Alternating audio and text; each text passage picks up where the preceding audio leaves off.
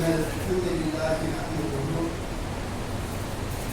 ونستعينه ونستغفره ونعوذ بالله من شرور انفسنا ومن سيئات اعمالنا من يهده الله فلا مضل له ومن يضلل فلا هادي له واشهد ان لا اله الا الله واشهد ان محمدا عبده ورسوله قال الله تعالى في القران الكريم أعوذ بالله من الشيطان الرجيم بسم الله الرحمن الرحيم يا أيها الذين آمنوا اتقوا الله حق تقاته ولا تموتن إلا وأنتم مسلمون قال نبينا صلى الله عليه وسلم تركتكم على المحجة البيضاء ليلها كنهارها கணிதத்துக்குரிய அல்லாஹ்வின் நல்லடியார்களே, அல்லாஹ்வுடைய இந்த மார்க்கத்தை அல்லாஹ்வும் அல்லாஹ்வுடைய தூதர் அவர்கள் கற்றுத்தந்த முறைப்படி அறிந்து கொள்வதோடு அதை நம்முடைய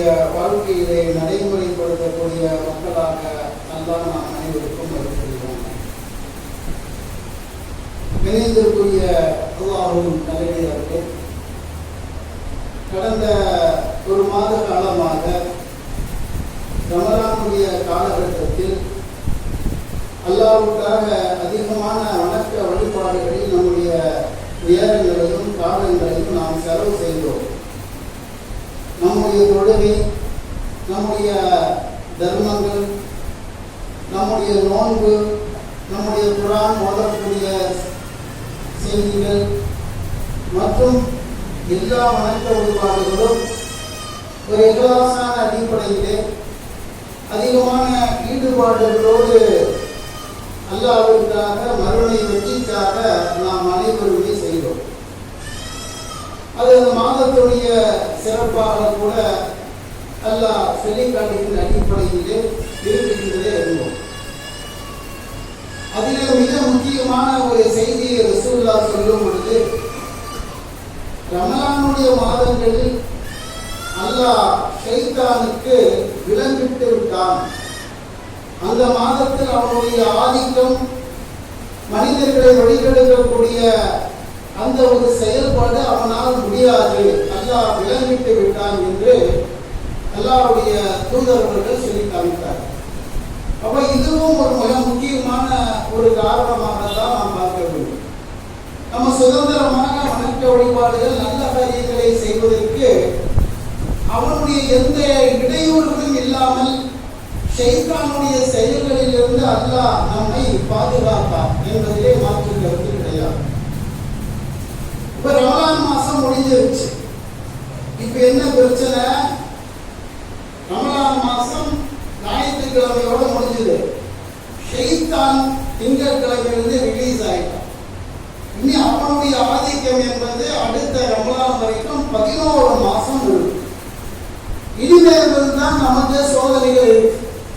இனிமேல் கொண்டு நாமளா ஷைத்தானா நம்ம பழைய ரமலான்ல இருக்கிற மாதிரி இகலாசாக சுதந்திரமாக எந்த ஒரு அச்சுறுத்தலும் இல்லாமல் இனி நம்ம வணக்க வழிபாடுகள் நம்ம செய்ய முடியுமான்னு பார்த்தீங்கன்னா அது கொஞ்சம் கஷ்டம். ஏன்னா திருமறை குர்ஆனிலே அல்லாஹ் தஆலா ஆரம்ப காலகட்டத்தில் நடந்த ஒரு சம்பவத்தை நமக்கு ஞாபகப்படுத்துகிறார். ஆதம் அலைஹிஸ்ஸலாம் அல்லாஹ் படைக்கிறான்.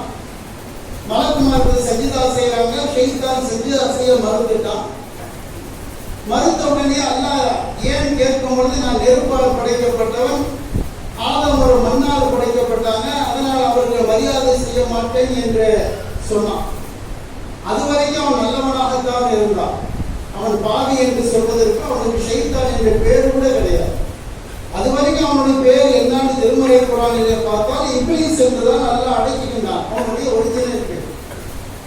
எப்போ அவன் ஷைத்தானாக மாறுறான்னு பார்த்தீங்கன்னா, அல்லாஹ்வுடைய கட்டளையை அவன் கட்டுப்படாத காரணத்தினால் அவனை ஷைத்தான் என்று அல்லாஹ் சபிக்கிறான். சபிச்ச பிறகு அவன் அல்லாஹ்விடத்திலே வாங்கிய வாக்குறுதிகள் என்ன? அதுதான் ரொம்ப ரொம்ப தெளிவா. என்ன நீ சபிச்ச காரணத்தினால் நான் ஷைத்தானாக மாறுவதற்கு அடிப்படை காரணம் இந்த ஆதம் தான் காரணம். அவர் படைக்கிறதுக்கு முன்னாடி எனக்கு எந்த பிரச்சனை எந்த பஞ்சாயத்தும் இல்லை. நான் பாட்டுக்கு வணங்கிட்டு தொழுதுட்டு நான் பாட்டுக்கு நல்லவனா தான் இருந்தேன். ஆதம் தான் நான் ஷைத்தானாக மாறுவதற்கு காரணமாக இருக்கின்ற காரணத்தினால் எனக்கு சில வாக்குறுதிகளை கொடு என்று கேட்கிறார். என்ன வாக்குறுதி? கியாமத் நாள் வரைக்கும் கடைசியாக ஒரு மனுஷன் வருவானா இல்லையா, அது வரைக்கும் அனைத்து மக்களையும் வழிகெடுக்கக்கூடிய, அதிகமான மக்களை வழிகெடுக்கக்கூடிய அந்த பவரை எனக்கு கொடு என்று அல்லாஹ்விடத்தில் அவன் கேட்கக்கூடிய வாக்குறுதி குர்ஆனிலே பார்க்கிறோம். அப்ப அல்லாஹ் அந்த வாக்குறுதியை தரமாட்டேன்னு சொல்லல, கொடுத்துட்டான். கொடுத்துட்டு நீ யாரையெல்லாம் வழிகெடுப்பாயோ அவர்களையும் உன்னையும் நரகத்தில் போடுவதற்காகத்தான் இந்த நரகமே உருவாக்கப்படுகின்றது என்று குர்ஆனுடைய ஒரு வசனம். அதுக்கப்புறம் அவன் அல்லாஹ்விடத்தில் சொல்லக்கூடிய செய்தி என்ன? இறைவா, இந்த ஆதமுடைய சந்ததிகள்ல அவன் முன்னாடி வருவேன், அவனுக்கு பின்னாடி வருவேன், அவனுடைய இடது பக்கத்திலும் வருவேன், வலது பக்கத்திலும் வருவேன், அவனுடைய உள்ளத்திலே உட்கார்ந்திருப்பேன். கண்ணுக்கு புலப்படாத மாதிரி நேருக்கு நேராக வழியெடுக்க மாட்டேன். அவனுடைய உள்ளத்தில் அந்த மன சிந்தனைகளை நான் மாற்றக்கூடிய அளவுக்கு அவனை நான் வழிகெடுப்பேன். அது எப்படியெல்லாம் கெடுப்பேன் தெரியுமா? அசிங்கமான, அருவருக்கத்தக்க, கேவலமாக உன்னால் கோபப்படக்கூடிய அனைத்து செயல்களையும் ஆதமுடைய சந்ததிகளுக்கு அழகாக காட்டுவேன். அவனை கவர்ச்சியாக இருக்கக்கூடிய அடிப்படையில் காட்டுவேன். அவனுக்கு எல்லா விதமான கெட்ட காரியங்களையும் நல்ல காரியங்களாக அவனுக்கு நான் மாற்றுவேன்.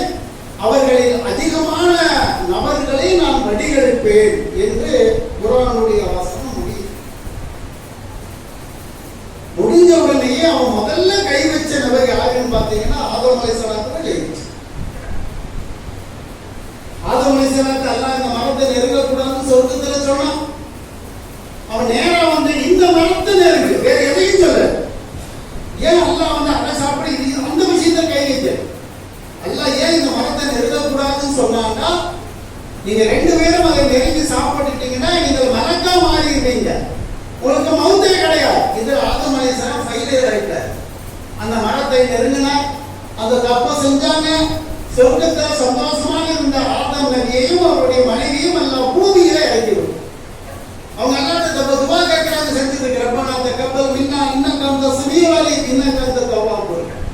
அவங்களை மன்னிச்சு அல்லாஹ் தஆலா பூமியிலே இறக்கி விட்டார். அந்த ஆதம் அலைஹிஸ்ஸலாம் கூட கொஞ்ச நாள் உயிரோடு இருந்து மௌத்தா போயிட்டார். ஆனால் ஷைத்தான் இந்த நிமிஷம் வரைக்கும் மௌத்தான். இந்த வினாடி வரைக்கும் ஆதமுக்கு முன்னால் படைக்கப்பட்ட அவன் அனைத்து மக்களையும் நான் ஒரு வழி பண்ணிட்டு தான் நான் உலகம் அடைகின்ற அடிப்படையில் தான் நான் மரணிப்பேன் என்ற அந்த வாக்குறுதியின் அடிப்படையில் இன்னைக்கு நமக்கு இருக்கக்கூடிய மிகப்பெரிய ஒரு போராட்டமே எதுன்னு பார்த்தீங்கன்னா, நாமளா ஷைத்தான். அல்லாஹ்விடத்தில் ஜெயிப்பதே நாமளா ஷைத்தான். எல்லா வகையிலும் அவனை வழிகெடுப்பேன். அது வணக்க வழிபாடு எது இருந்தாலும் வழிகெடுப்பேன். இதுதான் அவனுடைய அடிப்படை தத்துவம். அதிலிருந்து ஒரு மாத காலம் எப்படியோ அல்லாஹ் ஒரு விளங்கிட்டு அவன் ஒரு வாரத்தில் உட்கார வச்சுதான் தப்பிச்சோம். இனி அந்த வாய்ப்பு நமக்கு கிடைக்கவே கிடையாது. அவன் அவுத்துட்டாய். அவன் பாட்டுக்கு என்னென்ன வழிகளெல்லாம் வழிகெடுக்க முடியுமோ அத்தனை வழிகளிலும் வழிகெடுப்பான். இனிமேல் கொண்டுதான் அல்லாஹ் நாம் மிக மிக ஜாக்கிரதையாக இறையச்சம் உடையவர்களாக இருக்க வேண்டும் என்பதுதான் இனி 11 மாதங்கள் நம்முடைய போராட்டமாக. ஒரு சில உதாரணத்தை ரசூல் ஸல்லல்லாஹு அலைஹி வஸல்லம் அவங்க சொல்லி காமிக்கிறாங்க. எப்பேற்பட்ட உள்ளத்துல மனசை மாத்துவாங்க. அல்லாஹ்வுடைய தூதர் சொல்றாங்க, ஒரு காஃபிர், ஒரு முஷ்ரிக், அவன் பாட்டுக்கு அல்லாஹ் மனுஷன் இது எல்லாத்தையும் வணங்கிட்டு இருக்கிறான். எல்லாத்தையும் வணங்கும்போது அந்த வாசலை திறந்து விட்டுறான். திடீர்னு அவனுக்கு ஒரு சிந்திச்சு இஸ்லாமிய மார்க்கம் எப்படி அந்த இறைவனை வணங்கலாமே என்று அவன் வரும்போது அவன் மனுஷன் உள்ளத்துல போடுவானாமா, அல்லாஹ் மட்டும் ஏத்துக்க, சூரியனை வணங்கி, கல்லை வணங்க, மரத்தை வணங்கி. அவன் சிந்திச்சு இல்லை, இதெல்லாம் பொய்யான கடவுள் கொலையை. இஸ்லாத்தை அல்லாஹ் தான் வணக்கத்துக்குரியவன். அல்லாஹ்வை ஏற்ற உடனேயே சில காலம் கழித்த பிறகு இறைவனுக்காக ஹிஜ்ரத் பண்றதுக்காக அந்த பூமியின் களத்தில் இறங்குறான். மக்காவுடைய முஷ்ரிக் முஹாஜிர்களை சொல்றாங்க. அந்த முஹாஜிரினுடைய உள்ளத்தில் எப்படி வந்து போடுவான்னா, நீ பாட்டு ஹிஜ்ரத் பண்ணி போயிட்டா உன்னுடைய சொத்தை இன்னொருத்த அனுபவிப்பான். சொந்த ஊரை விட்டு அனாதியா மதீனாவுக்கு போகணும். அங்கே உனக்கு எந்த உணவு கிடைக்கும், தங்குவதற்கு என்ன இடம் கிடைக்கும்? ஹிஜ்ரத் அல்லாஹ்வுக்காக போகாத, இந்த மக்காவுடைய முஷ்ரிக்குடைய கொள்கையை ஏத்துக்கிட்டு இங்கேயே அந்த மூமின் ஆய்வு செஞ்சு இல்ல இறைவனுக்காக ஹிஜ்ரத் பண்ணிட்டு ஹிஜ்ரத்தை கிளம்பி போயிட்டான். மதீனால செட்டில் ஆன உடனேயே பத்ர், உஹது போன்ற பல போர்க்களங்களை ரசூலுல்லாஹ் அழைக்கிறாங்க. அல்லாஹ்வுடைய பாதையில் ஒருத்தர் ஜிஹாத் செய்தால் ஒரு சிறந்த நன்மை. அதற்காக சஹாபாக்கள் ஷஹீதுக்காக போர்க்களத்துக்கு களத்தில் இறங்கும் பொழுது அப்ப உள்ளத்துல எப்பேற்பட்ட ஒரு சிந்தனையை ஏற்படுத்துவான் என்று பெருமானார் சொன்னாங்கன்னா, நீ இந்த போர்க்களத்துல நீங்க போய் மௌத்தா போயிட்டீங்கன்னா உன்னுடைய மனைவி விதவி ஆயிடுவான். அவனை எவனாவது கல்யாணம் பண்ணுவான், எவனாவது அனுபவிப்பான். உன்னுடைய குழந்தைகள் எல்லாம் அனாதி ஆயிடும். எதுக்கு இவ்வளவு கஷ்டப்பட்டு அல்லாஹ்வுக்காக நீ ஷஹீது செய்யற, ஜிஹாத் பண்ற? இந்த போருக்கு போகாது. அந்த அடியான் யோசனை பண்ணி இல்ல அது இறைவனுக்காக வாழ்வோ சாவோ அல்லாஹ்வுக்காக போகின்றேன் என்று அந்த போர்க்களத்தில் போய் அவன் ஷஹீதாகி விட்டால் அப்பதான் அல்லாஹ் சொல்றான், உனக்கு நிரந்தரமான ஒரு சட்டத்தை அல்லாஹ் தருகின்றான். நீ மௌத் ஆகல, ஷஹீதுடைய அந்தஸ்தை அவனுக்கு தருவதாக அல்லாஹ்வுடைய தூதர் அவர்கள் சொல்லி காண்பிக்கிறார். அவன் எப்பேற்பட்ட சிந்தனைகளை மாத்திரம் பாரு. இஸ்லாத்தை ஏத்துக்காதேங்கிறா, ஹிஜ்ரத் பண்ணாதேங்கிறா, ஷஹீதுக்கு போகாத. இப்படிதான் மனிதனுடைய உள்ளத்தில் இஸ்லாத்தின் அடிப்படையில் இருக்கக்கூடிய எந்த வணக்க வழிபாடுகளும் செய்யக்கூடாது. நீ அதுக்கு மாற்றமாக நீ என்ன வேண்டுமானாலும் செய். எந்த அளவுக்கு ஒரு மனிதனுடைய உள்ளத்தை அவன் மாற்றுவான் என்பதை ரசூலுல்லாஹ் சொல்றாங்கன்னா, நம்முடைய போராட்டமே அதுதான். ஒரு நபித்தோழர் ஓடி வர்றார், அல்லாஹ்வின் தூதரே நான் ஒரு கற்பனை பண்ணினேன், அது மோசமான ஒரு கற்பனை, நான் இஸ்லாத்தை விட்டு வெளியே போயிட்டேன். அப்ப ரசூலுல்லாஹ் கேட்கிறாங்க, எந்த மாதிரிப்பா யோசனை பண்ணுங்க? நான் பாட்டுக்கு அல்லாஹ் குர்ஆனில சிந்திக்க சொல்கின்றான். அஃபலா யதபர்ருனல் குர்ஆன், நீங்கள் குர்ஆனை சிந்திக்க கூடாதா, மலைகளை சிந்திக்க கூடாதா, நீ ஒட்டகத்தை சிந்திக்க கூடாதா, சூரியனை சிந்திக்க கூடாதுன்னு அல்லாஹ் சொல்றானே. இப்படி அல்லாஹ்வுடைய அத்தாட்சிகளுக்காக நான் சிந்திச்சேன். என்னுடைய சிந்தனை எப்படி இருந்துச்சுன்னா, மலைகளை படைத்தது அல்லாஹ், அல்ஹம்துலில்லாஹ். சூரியனை படைச்சது அல்லாஹ், பூமியை படைச்சது அல்லாஹ். இப்படியே நான் ஒவ்வொன்றா படைச்சு அல்லாஹ்வுக்கு புகழ்ந்துட்டே போய் ஒரு கட்டத்தில் என்னுடைய சிந்தனை எப்படி ஆயிடுச்சு தெரியுமா? அல்லாஹ்வை படைச்சது யாருன்னு இருந்துச்சு. இதையெல்லாம் ஒருத்தன் படைச்சான்னா அவன் எப்பேற்பட்ட சூப்பர் பவரா இருப்பான். அப்ப அந்த அல்லாஹ்வை படைச்சது யார் என்று அந்த நிலைமைக்கு நான் போயிட்டேன். அப்ப நான் இஸ்லாத்தை விட்டு வெளியே போயிட்டேன் சொன்ன ரசூல் ஸல்லல்லாஹு அலைஹி வஸல்லம் அவர்களுக்கு ஆறுதல் சொல்லிட்டு சொல்றாங்க, இப்படிதான் சைத்தான் உருவாக்கும். அவன் எடுத்து அல்லாஹ்வை படைச்சது யாருன்னு கேட்க மாட்டான். அதை யோசனை பண்ணி இது யோசனை பண்ணி கடைசியில அல்லாஹ் இருக்கிறான், அவனை படைச்சது எப்பேற்பட்டவனா இருப்பான், அப்படித்தான் வருவான். அப்படி ஒரு சிந்தனை உங்களுக்கு வந்து விட்டால் நீங்கள் உடனடியாக அல்லாஹ்வுக்கு பாதுகாப்பு தேடுங்கள். அஊது பில்லாஹி மினஷ் ஷைத்தானிர் ரஜீம் என்று சொல்லிவிடுங்கள் என்று நபிகள் நாயகம் ஸல்லல்லாஹு அலைஹி வஸல்லம் சொன்னார். அவனுடைய சிந்தனை எப்படி ஒரு மனிதன் ஒரு மூவனையை போட்டு குழப்பக்கூடிய அடிப்படை அவனுடைய சிந்தனை எல்லா இடத்திலையும் வருவான். நீங்க நினைக்கிறீங்க சாதாரணமாக இருக்கக்கூடிய இடத்தில் மட்டும்தான் வருவாங்க. தொழுகையில குழப்பத்தை உண்டு பண்ணுவானா? நபிகள் நாயகம் ஸல்லல்லாஹு அலைஹி வஸல்லம் நீங்கள் 4 ரக்காத்து தான் தொழுவீங்க, அதுல 3 அல்லது இது 4 இந்த குழப்பத்தை உங்களுக்கு ஏற்படுத்துவான். அல்லாஹ்வுடைய தூதர் அவருக்கு சொல்லிட்டாங்க, நீ தொழுகிறது 4 அத்தையாத்த 3 உட்கார்ந்தமா இல்லையா உட்கார்ந்தமா? ஏன் ரசூலுல்லாஹ்வே ஒரு கட்டத்துல ஒரு ரக்காத்தை குறைச்சு தொழுது பின்னால் இருக்கக்கூடிய சஹாபி ஞாபகம் ஊட்டுற உடனேயே ரசூலுல்லாஹ் சரி செஞ்சாங்க.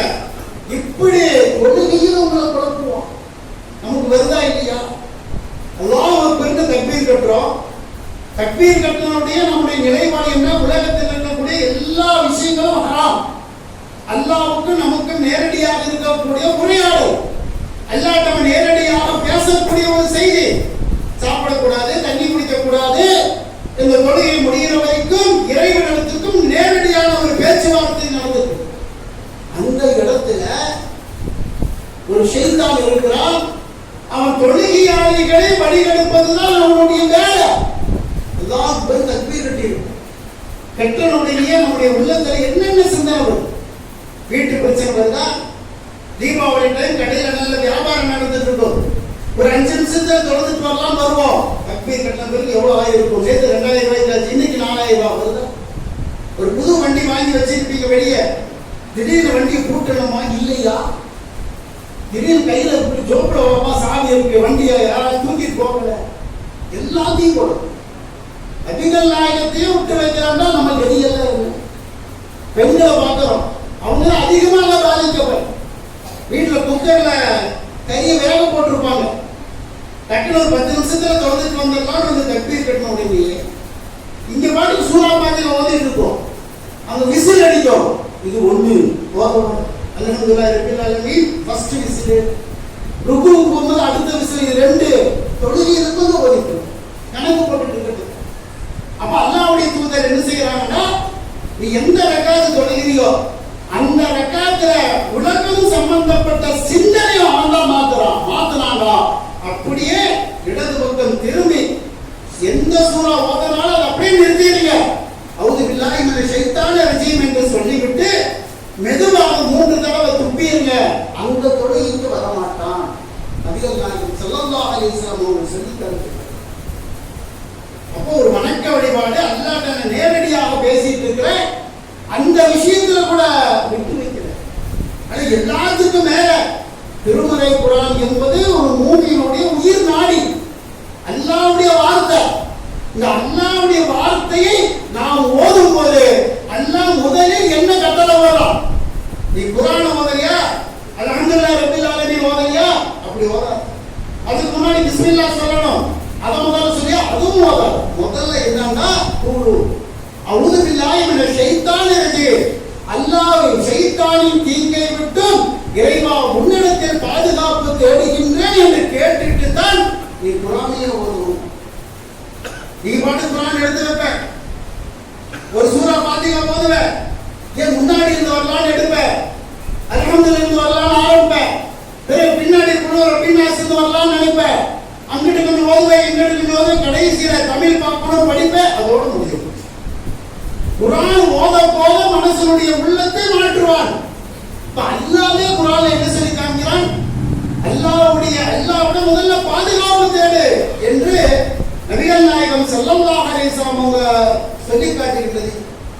அதாவது ரசூலுல்லாஹ் சொன்னாங்க, கோபம் வரக்கூடிய நேரத்தில் எந்த தீர்ப்பும் சொல்லாத அமைதியா இரு.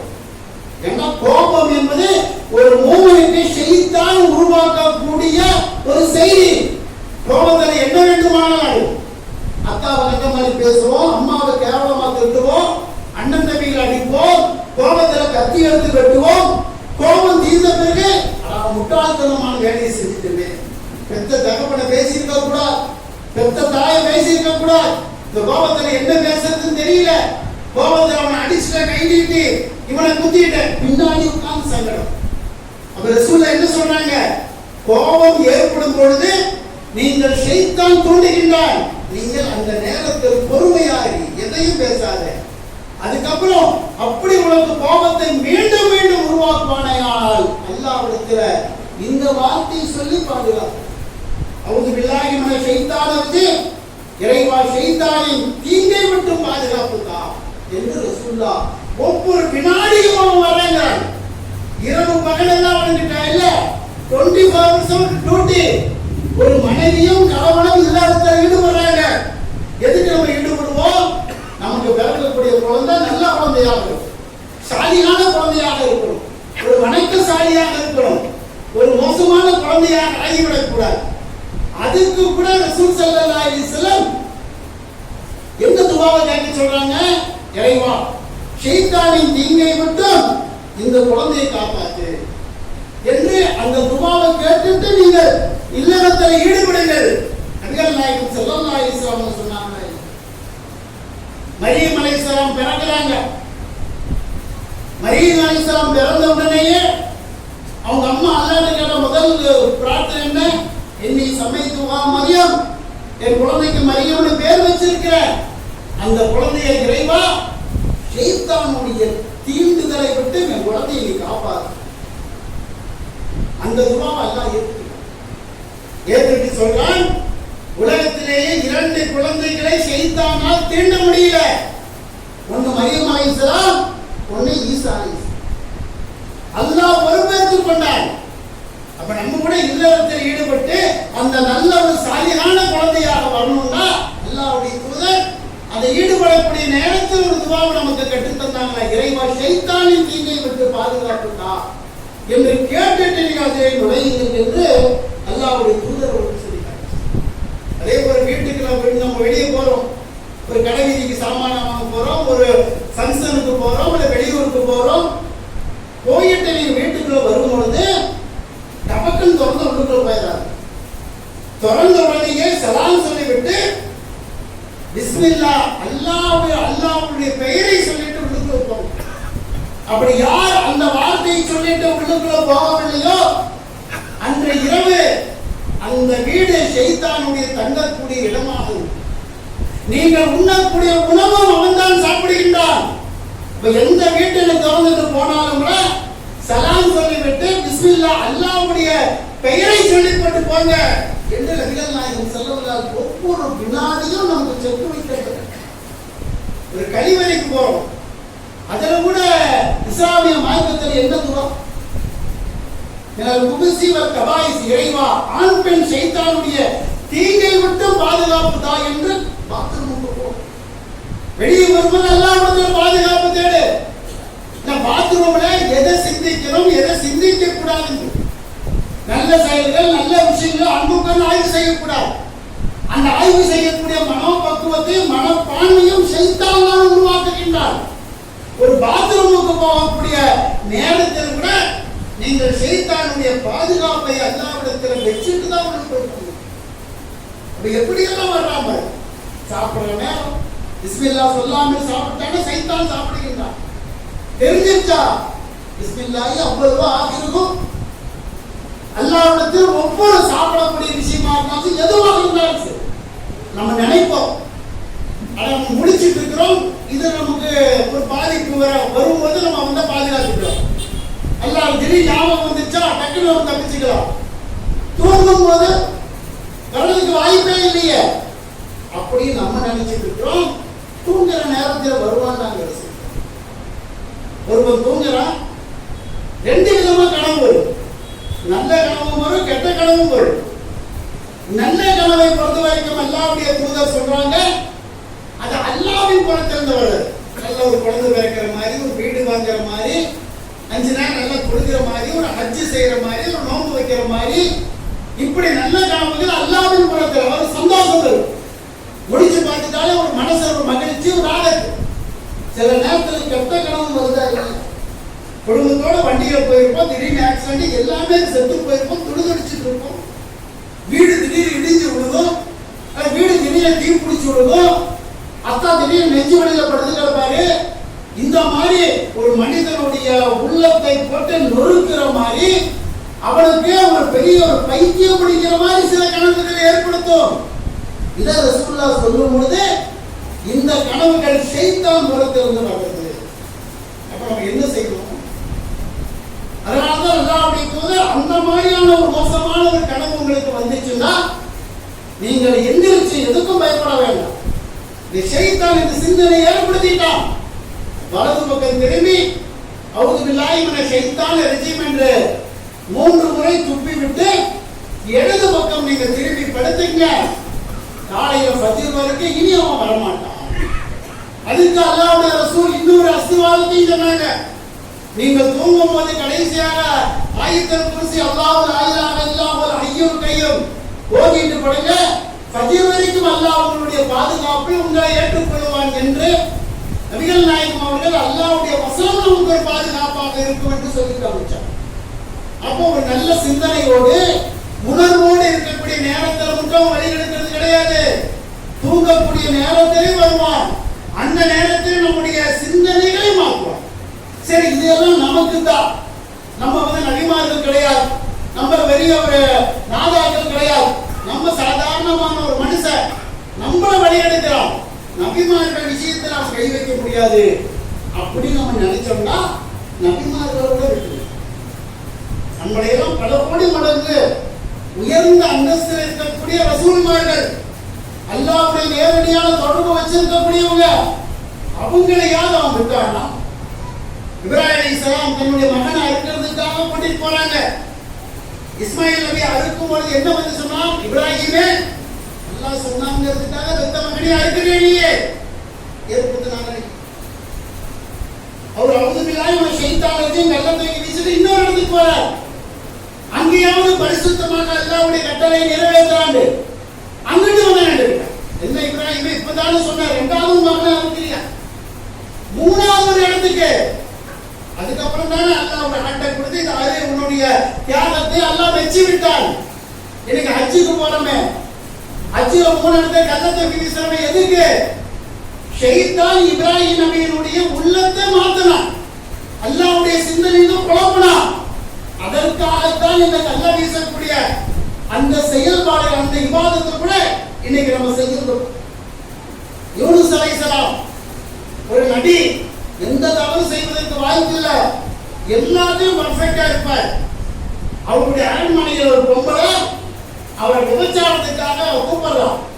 இவர் வரமாட்டேங்கிறாரு. அந்த பொம்பளை இல்லவா அவருடைய அழகை பார்த்து உன்னோட விபச்சாரத்தை ஈடுபடணும் வர்றார். இவர் அந்த பாவத்திலிருந்து தன்னை தற்காத்துக் கொள்வதற்கு ஓடுறார். இந்த பொம்பளை பின்னால் தொடர்ந்து போறார். ஓடி அவருடைய பின் சட்டையை பிடிச்சு இருக்கிறார். அந்த மாதிரியான ஒரு சூழ்நிலை வந்தவுடனே மனுஷன் அவர் காமிச்சாரா? மனுஷன் தான் கடைசி அவருடைய அந்த மனசும் கொஞ்சம் இறங்கிச்சு. அப்பதான் அல்லாஹ் வசனத்தை ரஹ்மத்தே அவளும் நாடினாள், அவரும் நாடினாள். அல்லாஹ்வுடைய அத்தாட்சியை யூசுப் பார்க்கவில்லை என்றால் தப்பு செஞ்சிருப்பார். எல்லாம் நான் காப்பாத்துறேன், அந்த நபியை நான் தான் காப்பாத்துறேன், நீ மனுஷங்கிறத காமிச்சுட்ட. உன் இறைவன் அவர் எவ்வளவு அழகான என்னுடைய உள்ளம் பரிசுத்தமானது என்று நான் சொல்ல விரும்பவில்லை. அல்லாஹ் தான் என்னுடைய உள்ளத்தை பரிசுத்தமாக ஆக்கி வச்சிருக்கிறார். ஒரு நபியை விட்டு வச்சாங்க. நம்ம ஒரு தப்பு செய்யறோம்னா நமக்கு மலக்கு பக்கத்துல இல்ல, ஜிப்ரீல் பக்கத்துல இல்ல, எந்த பாதுகாப்பும் இல்ல. அல்லாஹ் அவரை கொண்டு போறவங்க சொல்லிச்சு. நபிமார்களை விட்டு வைக்கிறீங்க. ஒரு நபி மீன் வைக்கிற ஒரு நபியை கொண்டு போய் தள்ளக்கூடிய அளவிற்கு அல்லாஹ் கோபிச்சுட்டு போகக்கூடிய காரியத்தை இவன்தானே செஞ்சான். யூனுஸ் அலைஹிஸ்ஸலாம் கோபிச்சுட்டு போனாங்க. ஒரு நபி கோபிக்கிறான், நாம கோபிக்கிறோம், நீங்க கோபிக்கிறோம். அல்லாஹ்வுடைய வஹீயோடு இருக்கக்கூடிய விசாலத்தாக இருக்கக்கூடிய நபி கோபிச்சுட்டு போறார். அதுக்கப்புறம் அவர் ஆயிரம் இல்லாத சுபஹானக இன்னி குன்து மினல் ஆலிமீன் என்று சொன்ன பிறகு அல்லாஹ் அவரை வந்து அந்த மீன் வயிற்றிலிருந்து அல்லாஹ் வெளியேற்றார். இதெல்லாம் நம்ம பெறக்கூடிய பாடங்கள் என்னன்னா, மேற்படியான 24 மணி நேரமும் நம்மளை சுத்திட்டோம். நம்ம வாங்கின வாக்குறுதி அல்ல, உள்ளத்துல வந்து உட்காரும். வெளியில வந்து ஒரு சைத்தா மாதிரி வந்து நின்றா கூட பல வேலையை பார்த்துட்டு சொல்லிடலாம். உள்ளுக்குள்ள வந்து உட்கார்ந்துட்டோம்னா நீங்க என்ன தக்குவாதாரியாக இருந்தாலும் சரி, எவ்வளவு பெரிய ஆய்மா நபிமார்கள் உடல நம்ம எல்லாம் இல்லவா. அப்போ நம்ம ஒவ்வொரு வினாடியும் நம்முடைய மந்திரம் என்ன? அவுது பில்லாஹி மினஷ் ஷைத்தானிர் ரஜீம், இறைவா ஷைத்தானின் தீங்கை விட்டு எங்களை பாதுகாப்பு என்று இதைத்தான் நம்ம அல்லாஹ்விடத்தில் அதிகமாக இனி 11 மாசமும் இதுதான் நம்ம பாதுகாப்பு. வேற எந்த பாதுகாப்பும் கிடையாது. ஒரு மாசம் அல்லாஹ் வந்து ஜெயில போட்டு வச்சான், இன்னும் அவங்க திறந்து விட்டாச்சு. இன்னும் ரொம்ப ரொம்ப நம்ம கேர்ஃபுல்லாக இருக்கிறோம். ஷைத்தானின் தீங்கை விட்டும் பாதுகாக்கக்கூடிய வாய்ப்பை அல்லாஹ் நாம் அனைவருக்கும் தந்தருவானாக. வாகிர் தாவானாக. அல்ஹம்துலில்லாஹி ரப்பில் ஆலமீன். அல்ஹம்துலில்லாஹி ரப்பில் ஆலமீன். கணியத்துக்குரிய அல்லாஹ்வுடைய நல்லடியார்களே, அந்த அடிப்படையில் ஷைத்தான் என்பவன் சாதாரணமான ஒரு நபர் கிடையாது. அவன் இன்னைக்கு வரைக்கும் மௌத்தாகல. வீட்டில் போய் இந்த ஷைத்தானின் இண்டெக்ஸை எடுங்க, அதை தொடர்ந்து பாருங்க, ஹார்ட் அட்டாக் வந்துடும். அந்த மாதிரியான ஒரு மிகப்பெரிய வலிமையையும் மிகப்பெரிய ஆற்றலையும் அல்லாஹ் அவனுக்கு தந்திருக்கிறான். உலகத்தில் இருக்கக்கூடிய அனைத்து கடவுள்களும் ஷைத்தான், கல்லாகட்டும் மண்ணாகட்டும் எதாகட்டும் அவன்தான். அப்ப அதிலிருந்து அல்லாஹ் நம்மளை காப்பாற்றிருக்கிறான் என்றால் இது மிகப்பெரிய ஒரு கருணை. அல்லாஹ்வுக்கு அதிகமாக நன்றி செலுத்தக்கூடிய